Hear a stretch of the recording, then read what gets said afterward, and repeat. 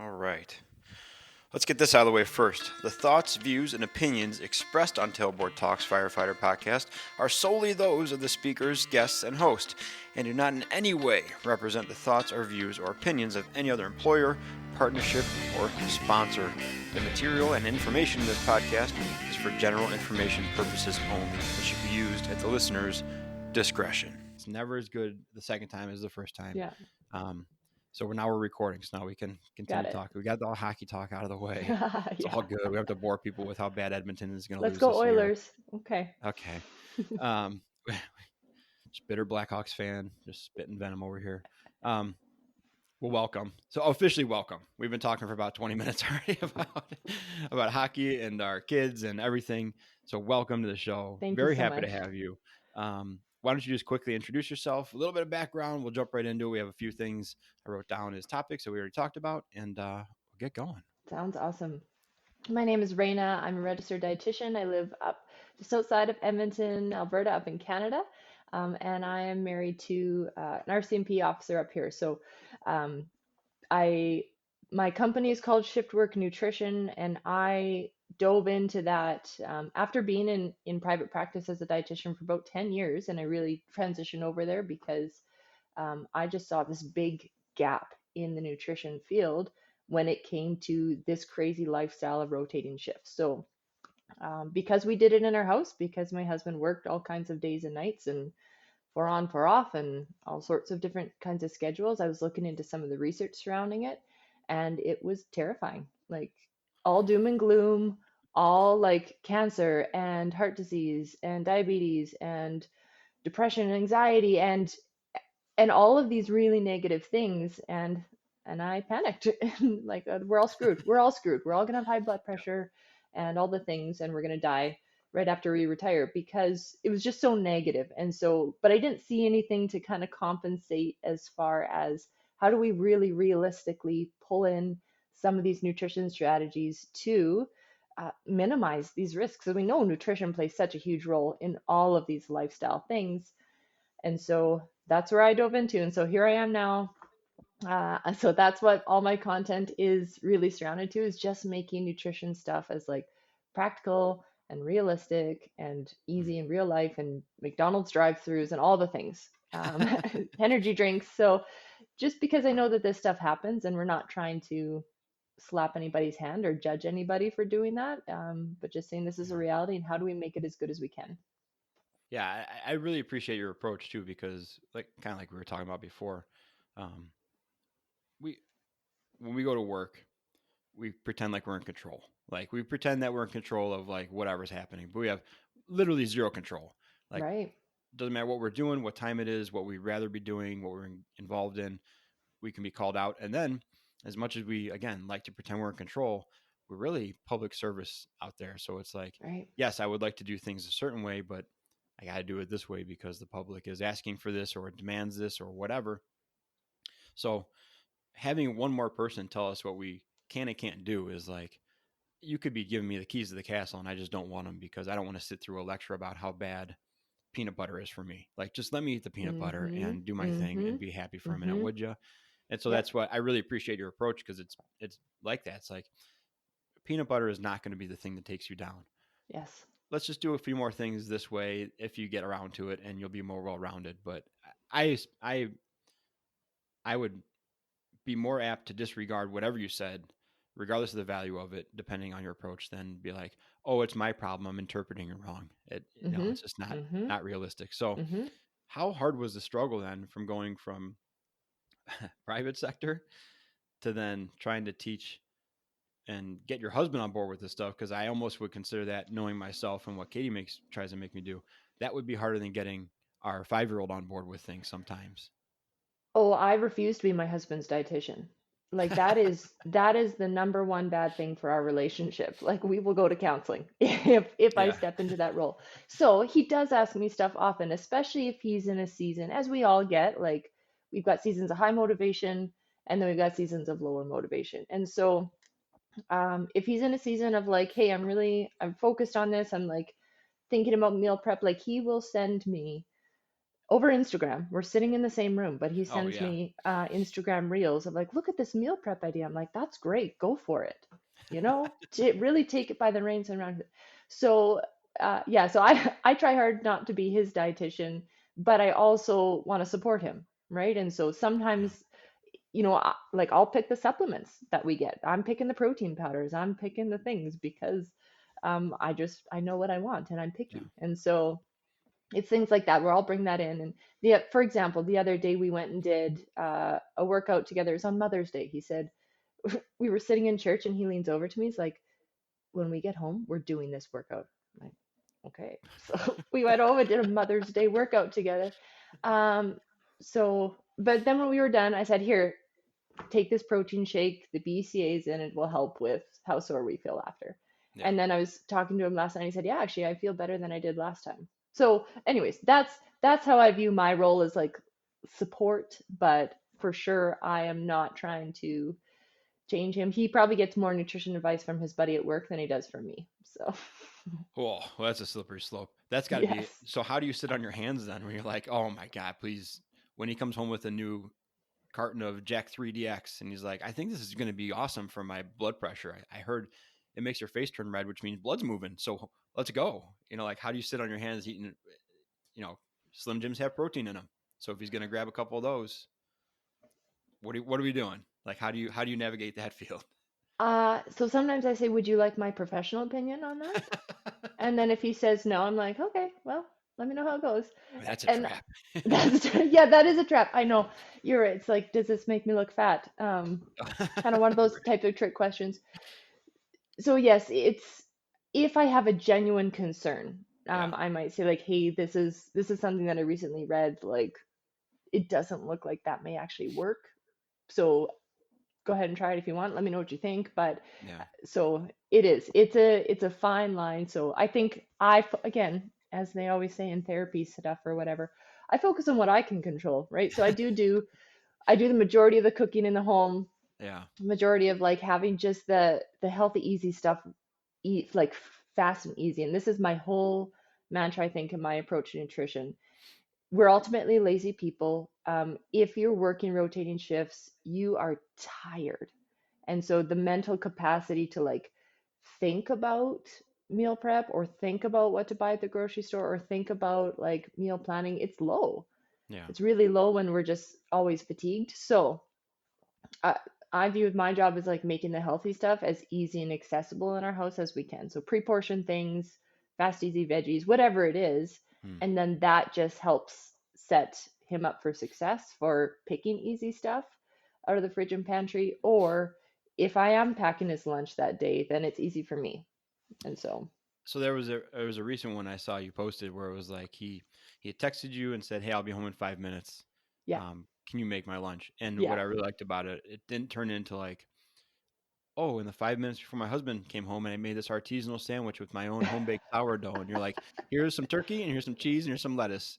Put it in a box yes. and sent them out the door. Like, see you later." I'm like, "Ah, it's pretty refreshing." Like, we're not carving ham on the side of the house that you've been smoking for 3 weeks. You're like, I "Yeah, here's wish. I here's some wish. turkey and get out of here, man. You got to go." 100%, 100%. So, yeah, lunch meat is such a hot topic, and sometimes I feel a little bit guilty about that because I know the like data around lunch meat. Sure. However, this is real life, and sometimes I'm buying a rotisserie chicken or I've made my own roast beef and then I cut that up for sandwiches. Yes, sometimes I do that, and sometimes there's not a lot of time, and on occasion those things come into and that I literally he called me and I literally put up the tripod, put my phone in and I'm like, all right, I'm getting content out of this for social media because this happens all the time. Yeah. So yeah, Oh, absolutely. And leave it in the morning.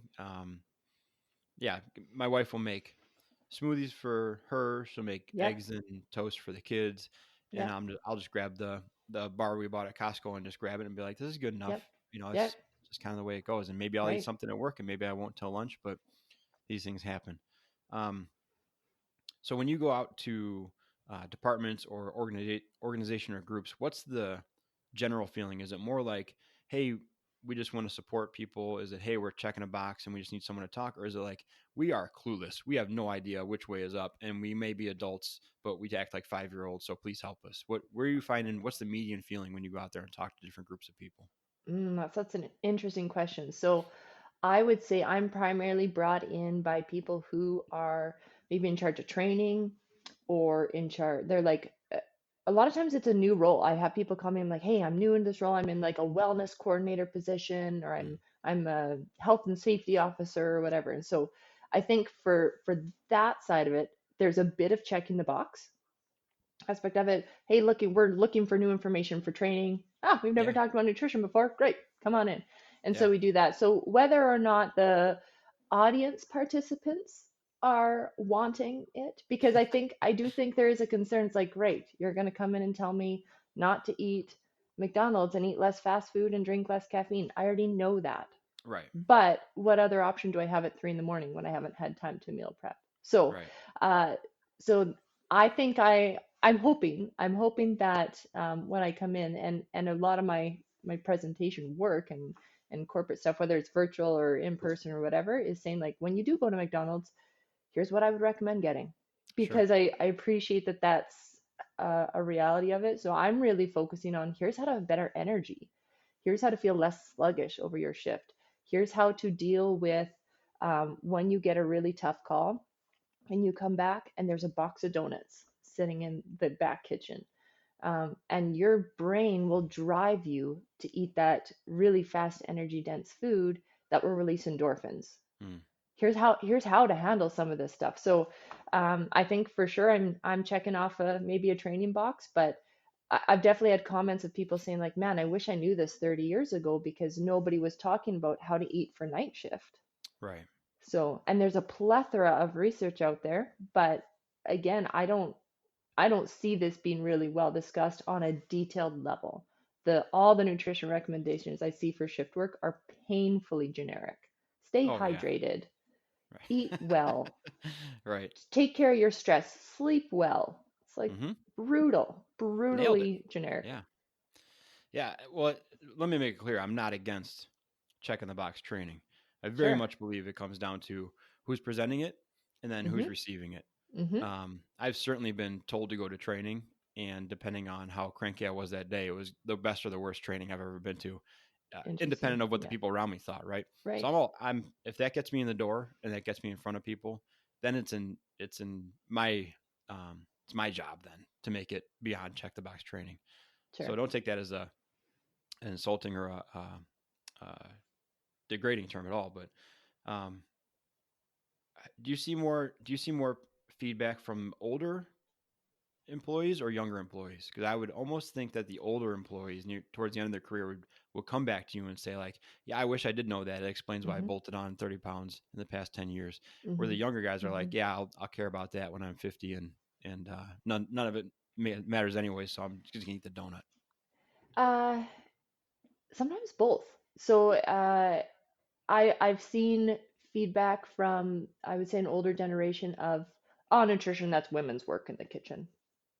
So I've had that. I was doing a presentation to a group of police officers, and the one guy like said, "Hey," because I was talking about what to pack in a lunch and just like some really generic ideas.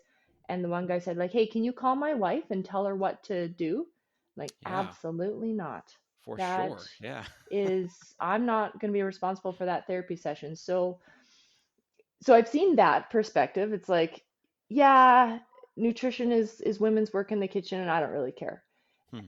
And then I've seen the other side of it where, like, man, yeah, if I had this 30 years ago, I would probably be in a much different spot than, and whether you would be or whether you wouldn't be, I think just having some of the guidelines of knowing what to do is helpful.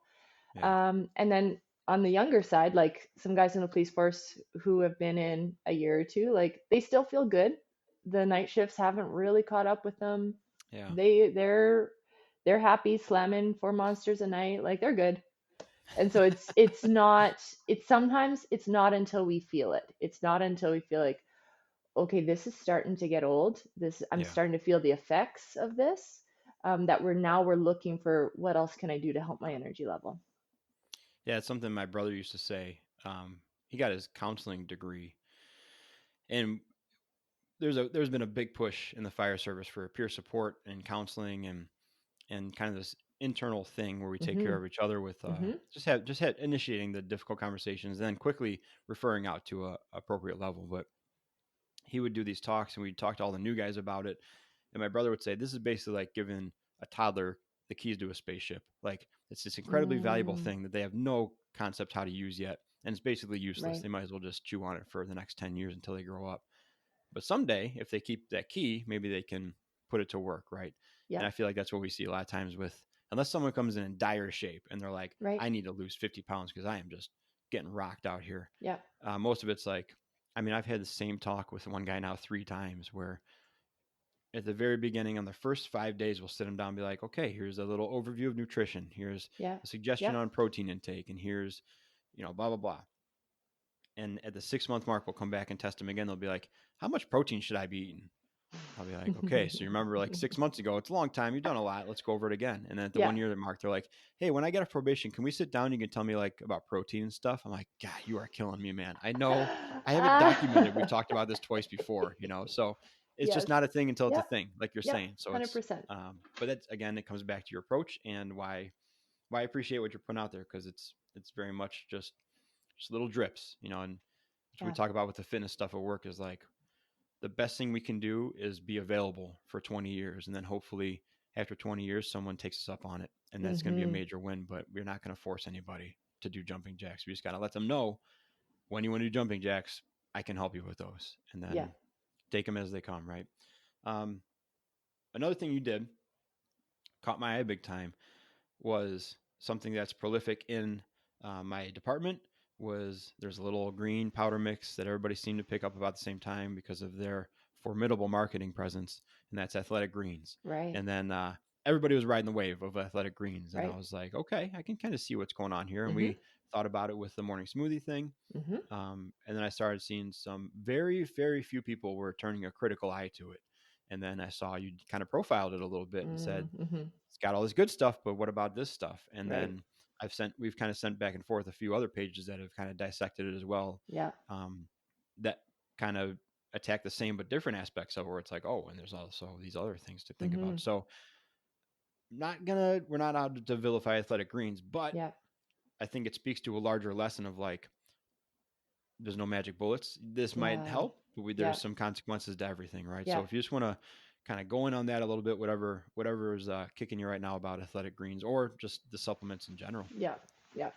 Well, I think you said I love the word used, the formidable marketing campaign.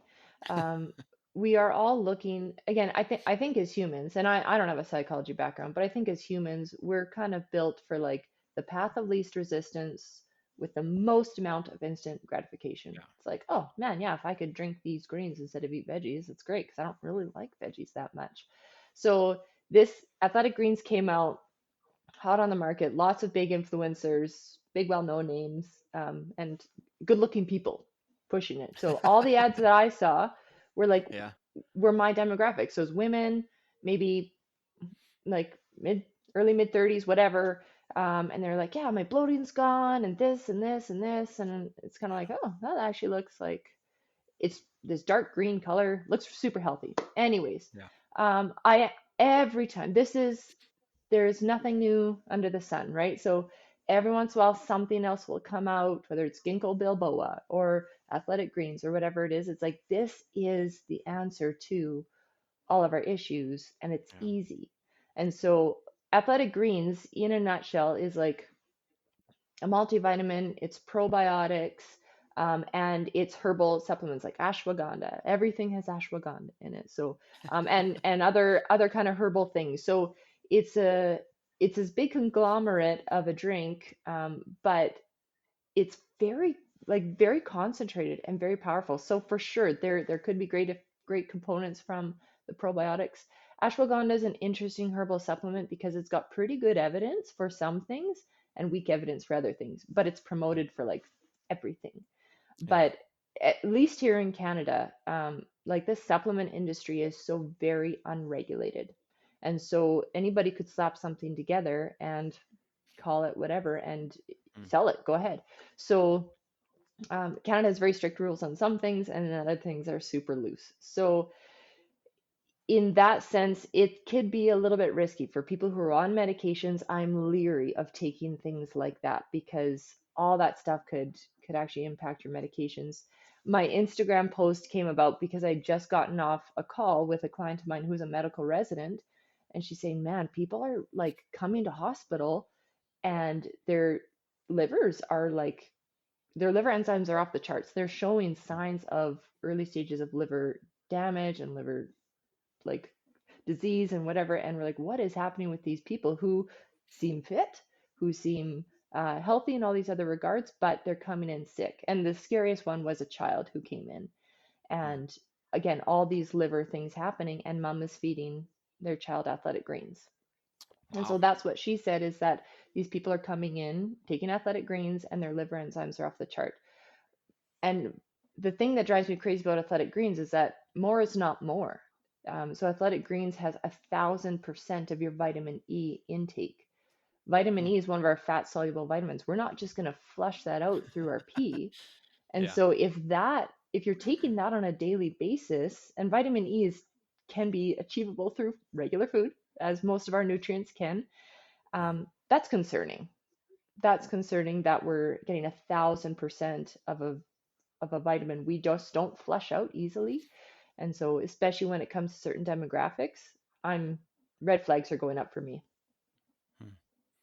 And but because of your background and your ability, you dug into um, like the nitty gritty of the ingredients and papers of it, right? A little bit. It was a big rabbit hole that Yeah. opening that can of worms. So I've done a little bit, and I think there's not many papers on athletic greens specifically. So I shouldn't Sure. just. I don't like I said. I don't want to vilify just that one supplement. It's just been the biggest, shiniest one right now.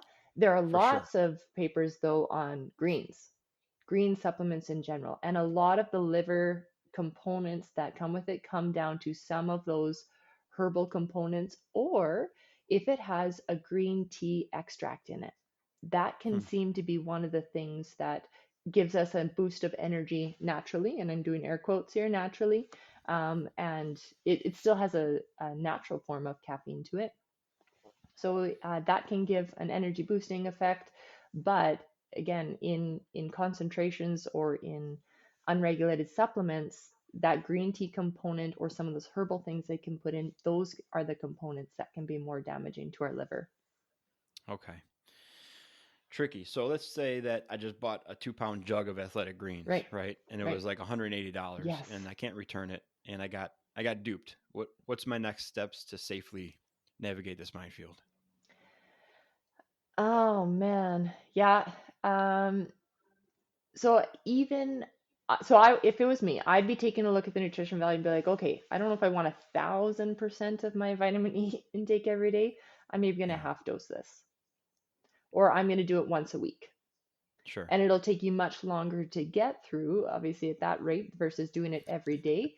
But your body could more so handle that dose of something at spread apart more at a Yeah. smaller frequency than every day. And these are like you're saying, these are all detectable things too. So if you take the measured approach to it and you are, unlike me, you're a normal adult who takes care of themselves through regular checkups and dentist visits, there's a better chance that at 6 months when you go in and get some blood work done, they'll be like, "Oh, you're still good." And the next 6 months, like, Right, "Oh, you're creeping up," and you right, can then exactly, kind of monitor it that exactly. way, right? Yeah. Um, there's been another. Do you want to slam athletic greens anymore? Do you No, want to we're nail them done. to the wall We can anymore? bear that one. Okay, That's I'm okay. just joking. There's another hot one out there that I just think it almost got me too because I was like, this sounds way over my head in terms of smartness, and I don't know, so maybe I'll just stop doing it. But oatmeal has been dragged through the mud, Right. and I like oatmeal. Like Mm-hmm. I've never had any problem with it, and Mm-hmm. I would usually add peanut butter into it or protein powder. Right. I consider it basically a medium with some fiber. It's Mm-hmm. basically like the noodle of breakfast, where you don't Mm. eat spaghetti for the noodles, you eat it for the sauce and the meatballs. But you need a vessel to get that stuff to you. Right. That's what oatmeal is to me, Right. right? But now you're seeing these things like oatmeal is going to rob your phytic acid and strip your brain down, and Mm-hmm. you're going to be hungrier, and all your nutrients are gone, and Mm-hmm. all this stuff about oatmeal. Mm-hmm. And I was like, Mm-hmm. seems believable because this person's presenting it and there's Right. a word I don't understand in there, Right. but also there's no way it's that Right. damaging. Right. So Right. help me out with oatmeal for a second. there is always going to be a little bit of truth to everything. So this like all that stuff started oatmeal. This is not just a concoction of lies and fibs, and so some of that mechanism in our body probably does happen. Does it happen to the extent that we say for everybody? No, we can never blanket approach like that. Everybody's body and physiology is going to be a little bit different. So I know lots of people who oats actually don't sit well with at all, just from a Mm, gut health perspective. That type of fiber, that type of carbohydrate, or even the level of oats you get. There's like steel cut oats, there's rolled oats, there's quick oats. There's so yeah. sometimes oats are just a hard fiber to digest for some people, and they really don't feel good eating them. Okay, no problem. Um, that doesn't mean that everybody that oats are the worst and that they're destroying your gut and that you're stripping your nutrient intake or whatever. Not necessarily. And so Right. I would say I'm on the side with you in terms of um, I've learned enough about food. I've done enough research to realize that everything one day will kill us, and I'm basically just gonna eat what I want and feel as good as I can as I go along. So and I definitely remember that feeling in university, going through all of these like, really high level courses and being like, that's it, we're all screwed. We're all screwed. Yeah. Everything Nothing's is safe. nothing safe. Yeah. So from that perspective, my goal is again to make this as realistic and practical as possible. So not there's always some people who, yes, when we pull out oats, you might actually feel better. Digestion might feel a little bit better. You feel less bloating, you feel less gross. But if that's not the case, then why are we creating more restriction around very normal foods that Mm, actually do also have some health benefits to us? So oats are really rich and they're famous for their soluble fiber aspect of it. So, very famous for helping improve bowel movements for a lot of people, for lowering cholesterol levels. And that's a whole nother can of worms, whether we want to open up the cholesterol debate or not. But so there is always these pronoted health benefits. And if, like you said, if oatmeal is a vessel to kind of get some other nutrients in, I love adding chia seeds and hemp hearts, and I add some protein powder in there. Then I might add some nuts or some dried fruit or frozen fruit or whatever. So for me, I can take that thing and I can turn it into this really nutrient rich thing that keeps me feeling full and satisfied. mm. So, pulling out oatmeal just because of this potential nutrient interaction thing, and now I'm going to go have like a Pop Tart instead. That's not a win in my books. So, That's the thing is you can't just have a void. Like you're right, gonna fill it with something, right? And right, so yeah, what's the next best thing? It's probably not anything of any quote unquote higher value or higher nutritional content than the stuff you picked first. right, right, You're less likely. I'm not gonna put the oats away and make a salad. Right? right. Be No, like, I'm oh, I'm not. really I'm gonna go not off doing the that deep end either. here. Yeah, I'm gonna have cereal, which is just oats. That's what I'm right. gonna do. Um, surprise one that I just thought of while you were talking. Um, I like so I'm doing endurance events now, Mm-hmm. along with just regular workout stuff, and there's several different brands of the electrolyte powder Yep, mix, yep, the liquid IV or the drip drop, or there's a fire specific one. mm, Um, I believe those have a place too, yep. but I see those almost guys are using those like as a water substitute almost. Right. And I'd like you to speak on that for just a hot second about like when do you really need that? Is it really that necessary? Am I Mm-hmm. really sweating out that much salt that I need to drink a salty drink to Right. recover so I can just watch TV for the rest of the day? Like what's the, in a perfect world, where would those be used strategically? Right. So I actually think in the world of firefighting, and that's not necessarily our worlds, but from what I've read, based on just um, the thermal stress that your body goes through when you're wearing the full gear. And I had the opportunity to go to the fire hall, and I did a night shift with him last summer, and the guy let me put on all of his gear, and I was immediately like sweating, and we were just standing there, and I did one Yeah. flight of stairs and like ready to pass out. So to me, if you have a very high sweat output, like if you're somebody who does any type of workout and you're just drenched in sweat, electrolytes are probably going to be beneficial for you because you've got a higher fluid loss than maybe somebody else just naturally in your genetic makeup. So Mm, I do think there's a time and a place for that, depending on the climate, humidity, all of that. There are a few signs that may actually be indicators that your body may benefit from having electrolytes versus just drinking water. So, if you're experiencing like any sort of muscle cramping after workout, as you probably know this, salty cravings, Hmm. especially for some of my clients after a night shift, they get a lot of salty cravings, or they're laying in bed and just feeling like their muscles are restless, that sort of thing. Likely, what happens is that over their night shifts, especially depending where they're working, maybe they're a nurse on a busy unit, something like that, they don't actually get a lot of opportunities to be drinking water. And Yeah. so, coming home and just having a drink of water doesn't cure those or deal with those symptoms of Hmm. salty cravings or muscles, whatever. So, we've been having electrolytes for them.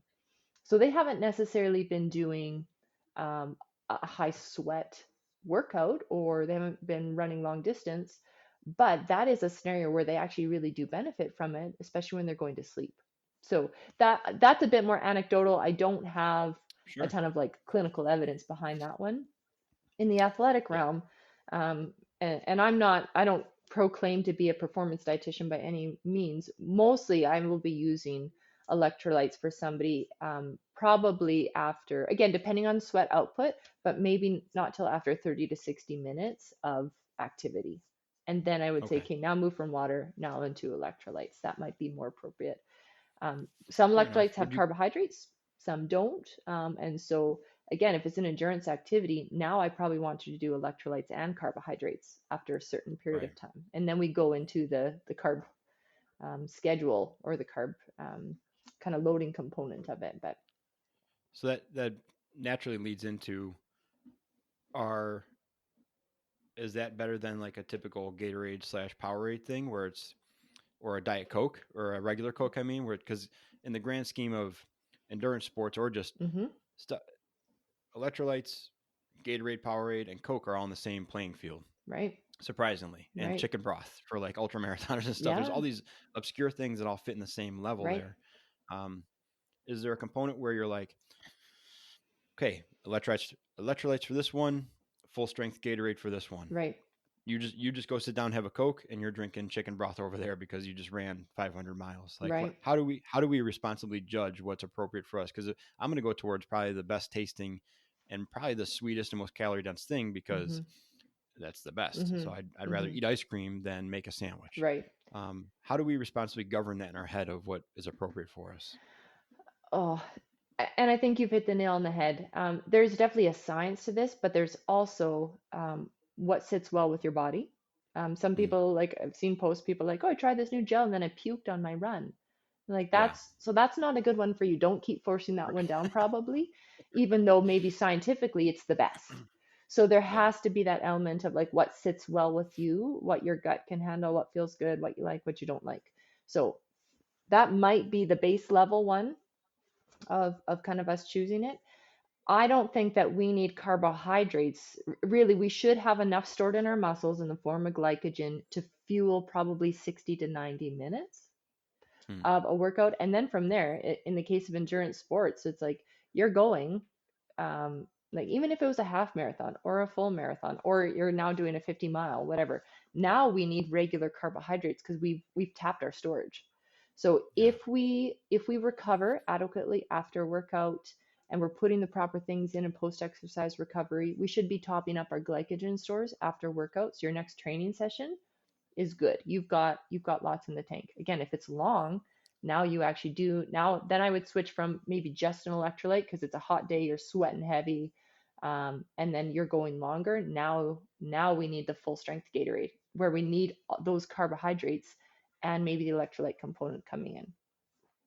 Are we just seeing a trickle down from the advancements in like food tech basically that are just accessible to everyone now? Like I feel like this is Mm, almost stuff that would be reserved for like a professional cycling right, team or professional ultra marathoners, but now it's at the gas station. Like there's a right. gel now for biking that's 100 grams of carbs in one gel pack. It's Wow. it's pretty big. Yeah, It's the size of a Twinkie, yeah. but it's a monster amount of carbs in there, Uh-huh. and you would be if you were part of a professional cycling team or an endurance team, you'd be ramped up to that. Like here's a Yes. 25-gram packet, and you have Yes. four of those, and you're like, Right. okay, I can handle 100 now, and Right. you'd ramp up that. But now it's like I can go on the feed and order a box of those things for $20, and I can have 100 grams of carbs Yes. right now if I wanted to. Yes.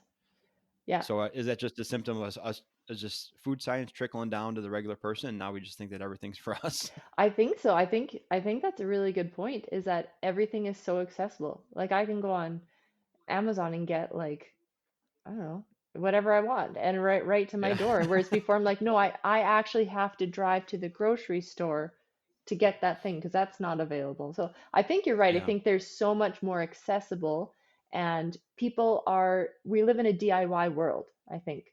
I'm going to Mm, go online, I'm going to Google a training plan for me because I want to do a triathlon. All right, I don't need a yeah. trainer. I can go do that myself, which we all know is very, Google is the most devious, dark, deep Yeah. hole that you could go down and get You very can do confused. that. You Yeah. can. You can.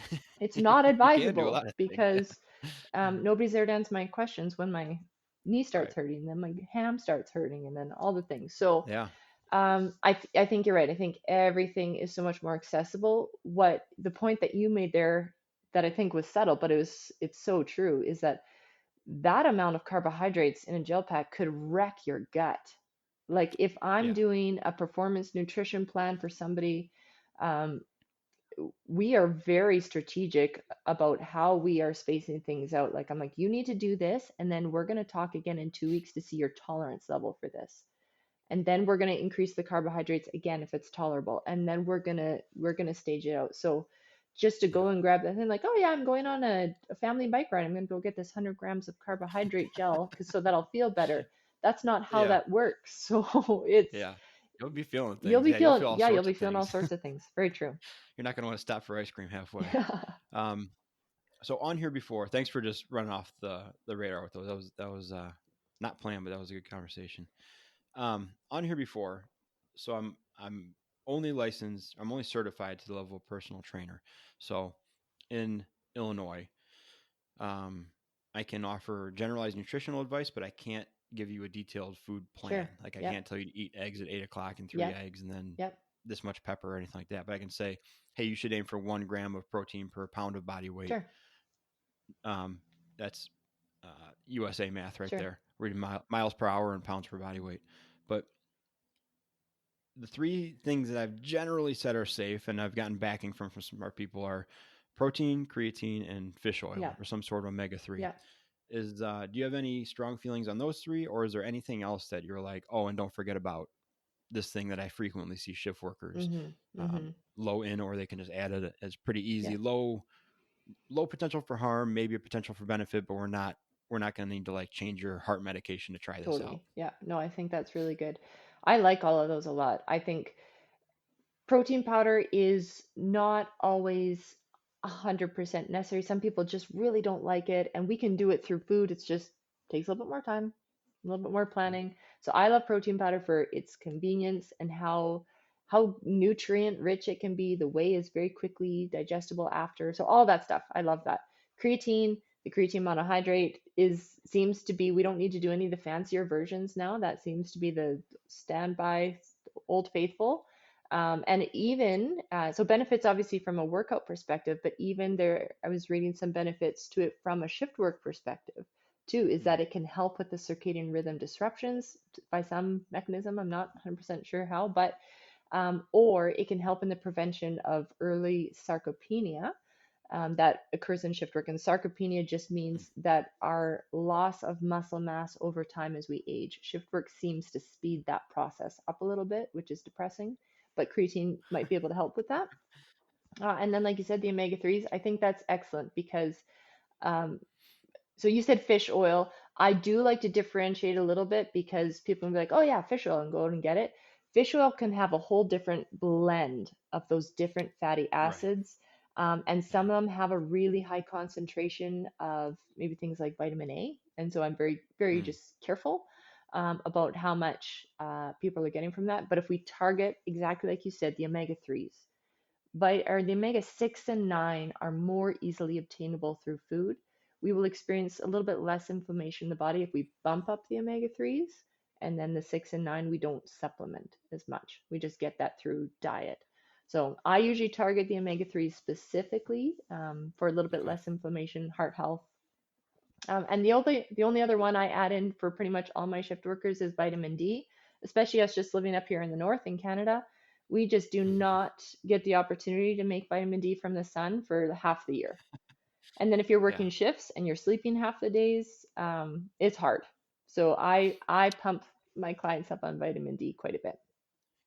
Do you think the gloomy atmosphere up there is more from the cloud cover or more that you're forced to deal with Edmonton as a hockey team? Oh, boo. Uh, I had to bring it full circle. I had to bring it yeah, yeah, back yeah, yeah. around. Uh, we actually get a lot of sunny winters. It's just the angle of the Okay. sun because we're so far north and it's freezing cold. Yeah. So we're rarely exposed, have our skin exposed outside anyways. But yeah, no, Yeah. we actually have quite pleasant prairie sunny winter days. Um, However you need to defend Connor McDavid, I understand. I I know, get it. poor Connor, stuck up here. I get it. Um, I think this is great. I think this is a great conversation, and I love the realistic and um, applicable approach. Is anything else bugging you? Is anything else on your radar right now that we should look out for or care about, or the low hanging fruit stuff? Because you see it differently than I see it, than the next person sees it. So is anything really itching you right now that you want to get out there? Oh man, And it's okay if there's not. It's yeah, okay. This yeah. is just one of those things. Well, there's usually so many things, but I think I'll say this as maybe as a wrap up. I struggle with what I call the all or nothing mentality when it comes to, Mm, say, my fitness and my workouts. Like, man, I ran a half marathon last year. That should be my minimum of what I achieve for my exercise. When it's like, that's actually not very realistic for my life right now to go out for an 18K training run. And that all or nothing mentality, I see that a lot in the world of nutrition. I'm not going to jump into a nutrition plan until I've got the time and the energy to do it, and my baby's a little bit older, or my job settles down a little bit, and I've got time to meal prep. um, if we are perfectionist about nutrition, number one, it won't be sustainable when you do have the time and space to do it, and or we'll never get around to it. And so I think usually exactly like people tell me in the fitness thing, it's not just about making the time for an 18K run. It's about you actually gotta start consistently and putting it in. So mm. be careful with that all or nothing mindset. I'm not going to do it until I can do it all and do it really perfectly. It actually is so much more successful. And this is an annoying recommendation, I know, to do the small things consistently over time. That's one of the unfortunately indisputable ones of that generalized packet that we I talked know, about I before. know. It's like it is, but it's just the way it goes. Yeah. And there's more and more science to back it. They're now recommending in an example of like the half marathon or marathon. Now they're legitimately saying like, no, 1 hour runs a week is better than 1 5 hour run a Yeah. week. Like now we're learning that that is actually more beneficial. It's not taking the easy way out, and it's not shortchanging yourself. You actually gain the capacity that you're looking for by doing shorter, more purposeful segments Mhm. instead of thinking Mhm. like, oh, I'm gonna run 12 eventually. I got to run 6 today, Right. so I know what half of it's like. Right. You can That's all being dispelled, which is really nice Yes. for busy people because Yeah. now I can trust that my 2 hour rides are going to be my long ones. My 3 hour rides are going to be like, I might get two of them in before this big event in August, Mhm. but I can know that the science is behind me, that I put in the work, that I can ride 7 hours in August because I've done the right Right. things that the smart people tell me. Right. So it's so annoying. It's so annoying. It's so such a pain because if nothing else, it takes away one more excuse of like, well, I can't do 5 hours. I might as well do Yep, nothing. exactly. But you can do one Exactly. hour and you can eat a little bit better. You can not eat the ice cream that I ate at 9:30 last night watching Colorado get beat. It's just all these things that you can do these short little steps, Yes. right? Yeah. Raina, thank you. Um, Tell everybody how they can get in contact with you. I'll put all your stuff in the show notes, but the easiest way to get in contact with you. Sure, probably just on my Instagram. My handle is Shift Work Dietitian. Pretty easy to find. My website is shiftworknutrition.com. So hopefully also fairly easy to find. Yeah, I'm super happy just to And chat. you offer stuff on there.